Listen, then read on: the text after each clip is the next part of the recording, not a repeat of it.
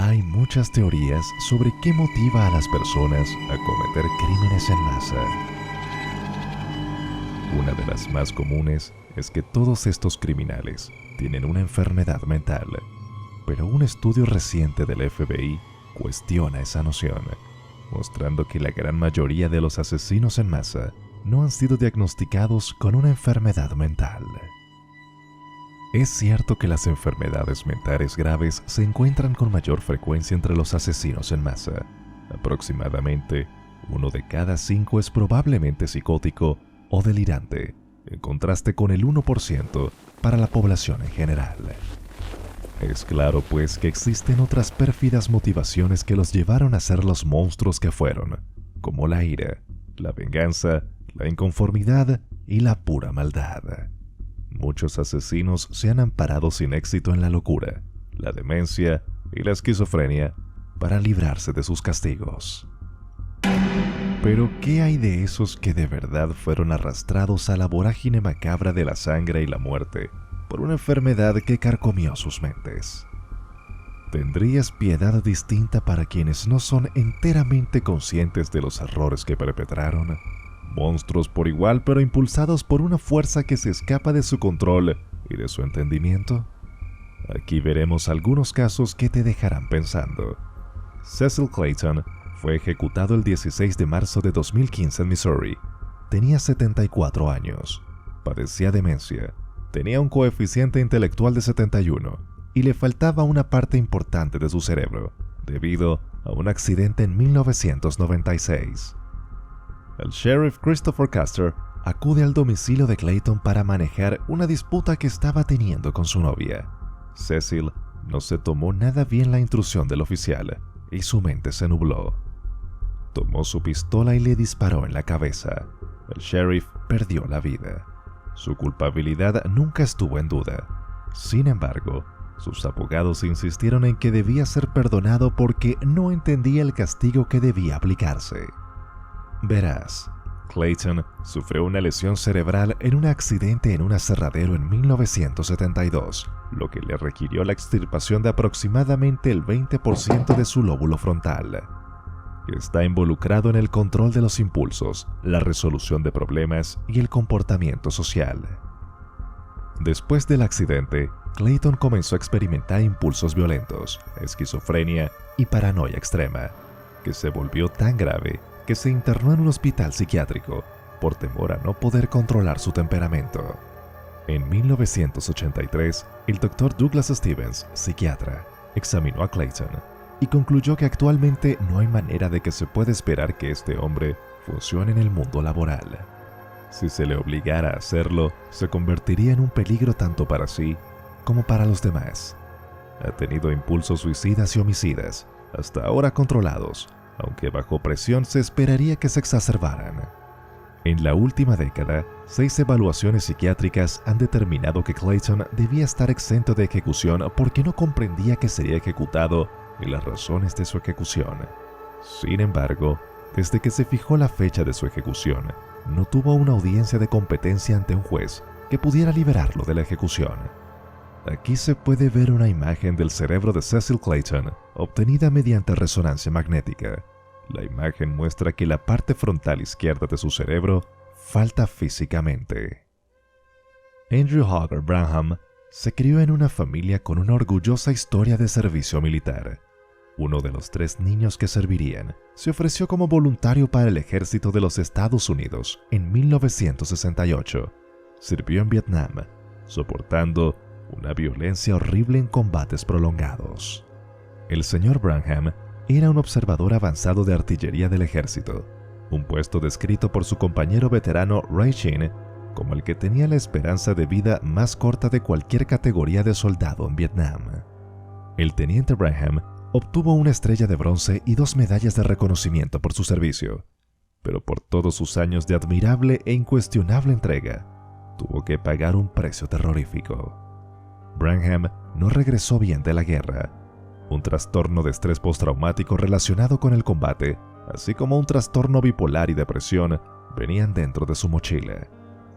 En medio de su enfermedad mental, el 12 de enero de 1998, Branham le disparó al ayudante del sheriff Kildinkle, de 22 años, en una parada de tráfico por exceso de velocidad. El señor Branham no tenía antecedentes penales ni antecedentes de violencia antes de este crimen, pero de poco valió su servicio al país. Ni las secuelas mentales por consecuencia, ni la defensa de sus abogados. Andrew Branham, veterano condecorado de la Guerra de Vietnam, fue ejecutado en Georgia el 13 de enero de 2015. Hay una conexión directa entre su servicio en Vietnam y la violencia a la que estuvo expuesto allí, y los últimos acontecimientos que lo llevaron a la muerte deshonrosa. La pregunta básica es: ¿debería un veterano de la Guerra de Vietnam de 66 años sin antecedentes penales y que está 100% discapacitado mental, tanto con un trastorno de estrés postraumático como trastorno bipolar, ser ejecutado por el asesinato del ayudante del sheriff? Tanto por este como por el caso anterior, la respuesta es clara para Estados Unidos. No hay clemencia para quien se atente contra las fuerzas de la ley. Las madres son la viva encarnación de la incondicional. En sus brazos, los hijos pueden encontrar seguridad, ternura y protección, aunque en ocasiones también pueden hallar una trágica y angustiosa muerte. Para infortunio de todos, el caso de Andrew Yates no es solo una narración de ficción más, sino un delito en contra de la maternidad y una lucha por la salud mental. La mujer que asaltó la fama en Estados Unidos y en el mundo tras haber confesado el asesinato de sus 5 hijos, nació el 12 de julio de 1964 en Asp, Texas. Pasó de ser una alumna estrella y capitana de natación a una despiadada asesina en un parpadeo. La tensión en sus manos desaparecía cada vez con un pequeño cuerpo frío, inerte y flotando en la bañera. Anunciaba la consecución de un nuevo crimen. Uno tras otro, la mujer acababa con aquellas criaturas que hasta el último respiro le llamaron mamá. Fue Andrea quien les dio la vida, y sería ella misma la encargada de llevarlos a la muerte. Fue declarada culpable en 2002 y sentenciada a cadena perpetua. Sin embargo, en un nuevo juicio en 2006, se declaró inocente por demencia, debido a que padecía una depresión posparto extrema. Su sentencia original fue revocada y fue absuelta de asesinato capital.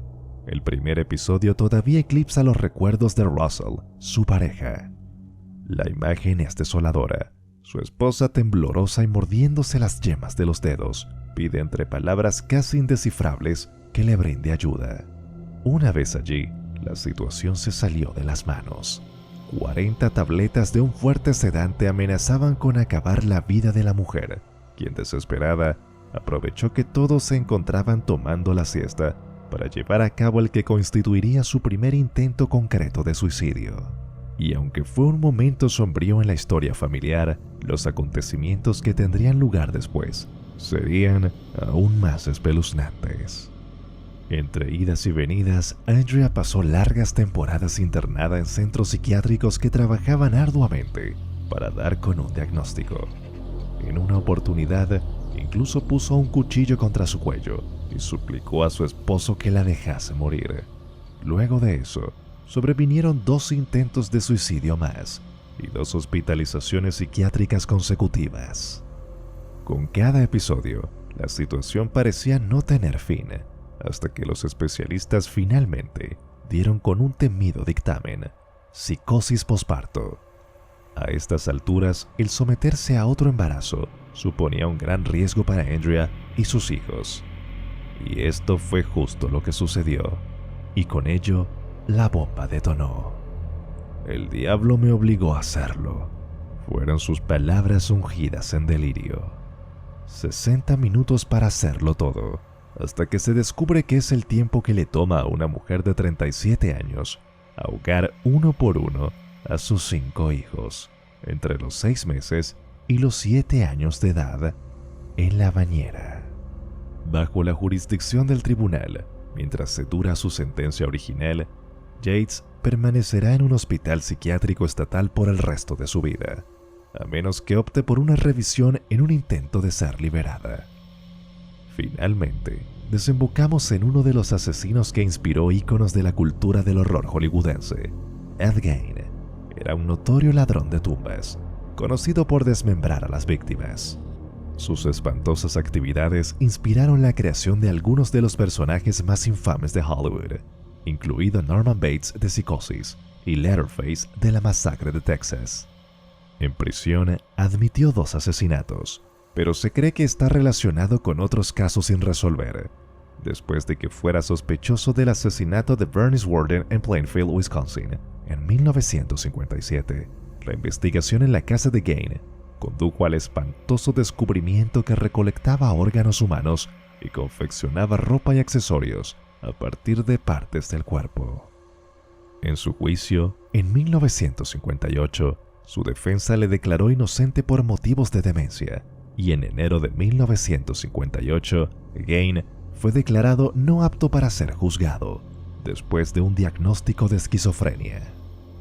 Obsesivamente devoto de su madre, Gein nunca se mudó de casa ni salió con mujeres. Sin embargo, después de su muerte a finales de 1945, él se volvió cada vez más trastornado. Ahora que vivía solo, dejó su habitación limpia e intacta, mientras el resto de la casa caía en la miseria. También desarrolló un interés por los libros de anatomía.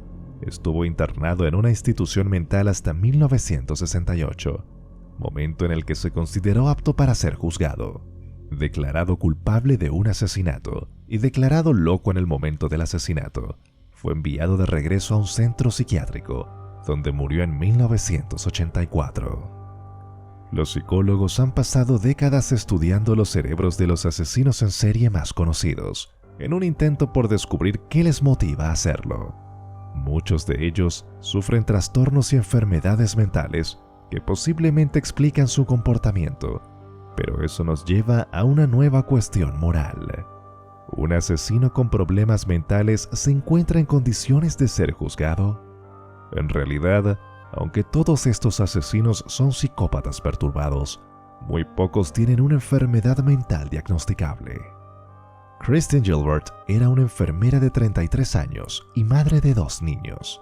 Se había divorciado y era una mujer aparentemente normal, que escondía un gran secreto. Era una asesina en serie. Todo empezó cuando un grupo de enfermeras relató en febrero de 1996 que tenían sospechas de que pudiera estar ocurriendo algo raro en el hospital. Estas dijeron que cuando los pacientes estaban al cuidado de Gilbert, se produjo un mayor número de muertes por ataques cardíacos. Comenzó así pues, una investigación que llevaría a cabo la exhumación de los cadáveres y que culminaría con el hallazgo de efedrina en sus cuerpos, un estimulante que puede causar un infarto. Cristina fue condenada por el asesinato de 4 personas y por el intento de asesinato de otras 3 en el Centro Médico de Veteranos de Northampton, en Massachusetts. ¿Qué le llevó a cometer aquellos asesinatos? Según las investigaciones, la enfermera había sido paciente de hospitales psiquiátricos de la zona y finalmente se le diagnosticó un trastorno límite de la personalidad, una afección mental que provoca que la persona que la padece sufra patrones prolongados de emociones turbulentas o inestables. Pero quizás la principal razón habría sido su intento por llamar la atención de un oficial de policía con el que había mantenido una aventura. La infancia y la adolescencia son las 2 etapas claves en la vida de todo asesino en serie. En el caso de Edward Gein, más conocido como Ed Gein, no iba a ser menos. Pero ahora, retomando el caso de Gein, podemos definir que la infancia y la adolescencia son las 2 etapas claves en la vida de todo asesino en serie. En el caso de Edward Gein, más conocido como Ed Gein, no iba a ser menos.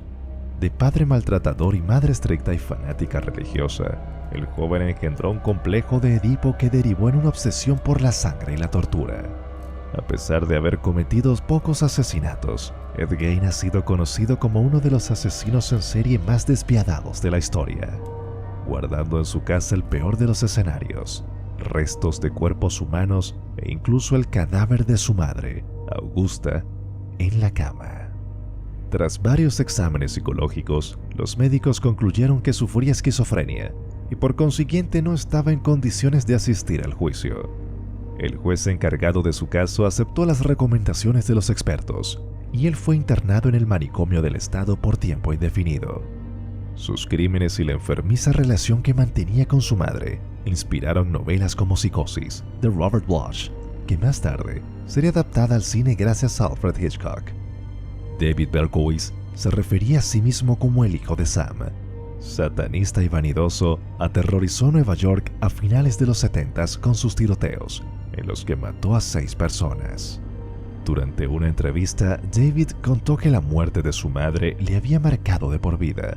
Señalaba a Dios como culpable, lo que le llevó a dejar de creer en él y empezar a leer libros satánicos. Aseguraba que todo comenzó el día en el que el perro de su vecino se convirtió en un demonio que le incitaba a matar gente. Y así lo hizo.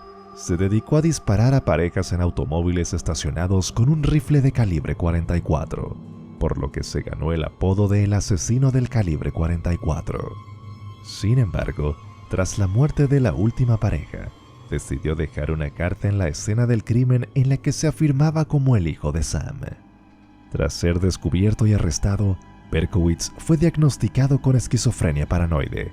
A día de hoy, continúa recluido en prisión y lamenta el daño que le hizo a tantas familias. Jeffrey Dahmer era un niño muy vital y extrovertido, o así era como lo recordaba su padre. Aquello le llevó a experimentar con cosas diferentes, y uno de los primeros indicios de aquel germen criminal fue el maltrato que perpetraba a los animales. Aquel niño rubio de ojos azules, estudiante modelo, educado y respetuoso, ya sentía curiosidad por lo siniestro. Las continuas mudanzas y el divorcio de sus padres generaron en él un miedo continuo al abandono, un temor que se agudizó con la adolescencia y que caracterizó cada uno de sus asesinatos. En 1991, Jeffrey Dahmer fue detenido por la policía y confesó haber abusado sexualmente, matado y descuartizado a 17 hombres, por lo que fue apodado como el carnicero de Milwaukee. Además, reconoció haber realizado diversas prácticas caníbales y necrófilas con los cuerpos.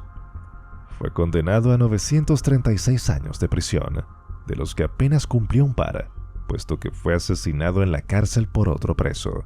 Fue diagnosticado con trastorno límite de la personalidad, al igual que la ya anteriormente mencionada asesina Kristen Gilbert. Daniel González fue un asesino en serie que mató a un total de 4 personas durante una matanza de 3 días en Londres y Sussex, en septiembre de 2004.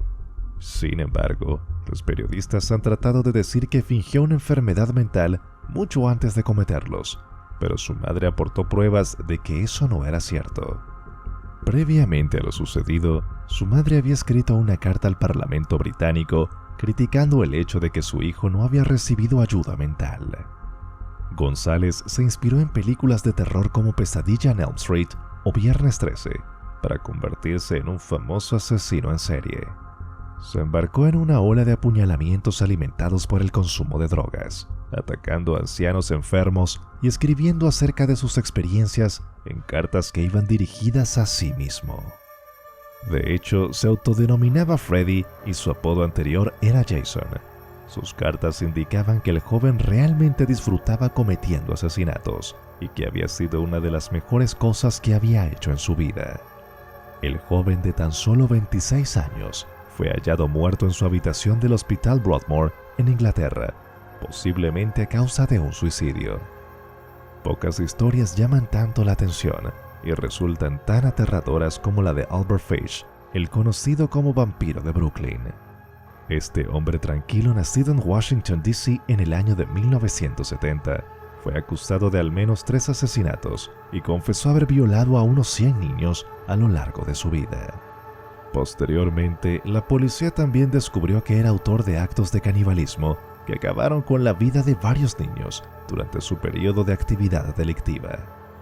Desde su nacimiento, la familia de Fish ya acarreaba un amplio historial de enfermedades mentales, pero todo se torció aún más tras el fallecimiento de su padre. Entonces su madre, sin $1, lo mandó a un orfanato. Cuando en 1917 su mujer lo abandonó por otro hombre, Fish juraba oír voces. A los 60 años, comenzó a matar sin control. trató de argumentar que estaba legalmente loco, pero el jurado que dictaminaría su sentencia decidió que tenía una personalidad psicopática sin psicosis. Fue declarado culpable y condenado a muerte en la silla eléctrica. Richard Chase nació en 1950 en Santa Clara, California, y al alcanzar la adolescencia entró de lleno en el mundo del alcohol y las drogas, que no hicieron sino agravar sus desvaríos.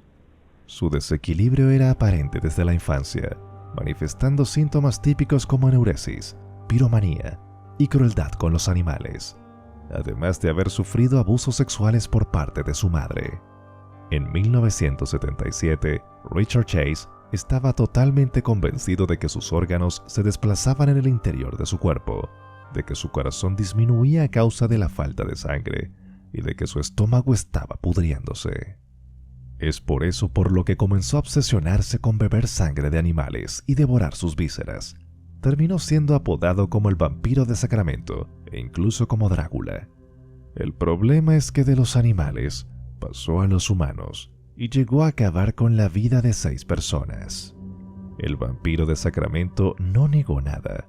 Al contrario, en su estrambótica confesión, afirmó que había una conjura para asesinarle, en la que estaban implicados sus padres, Frank Sinatra, Hugh Hefner, la mafia y los alemanes.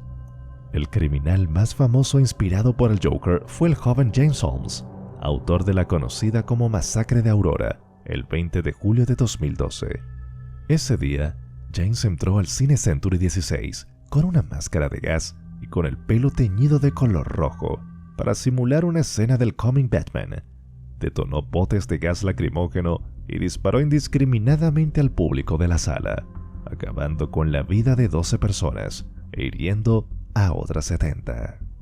Según agentes federales, Holmes se refería a sí mismo como Joker. El joven fue sometido a distintas pruebas de inteligencia y el resultado fue que su coeficiente intelectual era de 123, demostrando que su inteligencia era muy superior a la de la media. Sin embargo, también fue diagnosticado con manía disfórica, un episodio depresivo grave acompañado de una psicosis maníaca. Aún así, el tribunal lo condenó a cadena perpetua sin posibilidad de libertad condicional. No todos los asesinos en serie tenían una enfermedad mental diagnosticada. Algunos se convirtieron en personajes tan importantes que han pasado a la historia como auténticos monstruos. Los asesinos que matan debido a una enfermedad mental son un fenómeno que ha despertado el interés y la curiosidad de la sociedad, los medios de comunicación y los expertos en criminología y psicología. Se trata de personas que cometen actos de violencia extrema, a menudo contra desconocidos y de forma indiscriminada, motivados por alucinaciones, delirios, impulsos o fantasías que alteran su percepción de la realidad y su capacidad de controlar sus emociones y su conducta. No todos los asesinos que sufren una enfermedad mental son iguales, ni todas las enfermedades mentales implican un riesgo de violencia. Según un estudio del FBI publicado en 2018, la mayoría de los asesinos en masa no han sido diagnosticados con una enfermedad mental. Y esto ha sido todo por hoy. Recuerda que si te gustan nuestros videos, puedes apoyarnos con un like, suscribiéndote a nuestro canal y haciendo clic sobre la campanita de notificaciones para que no te pierdas ninguno de nuestros próximos contenidos. Hasta pronto.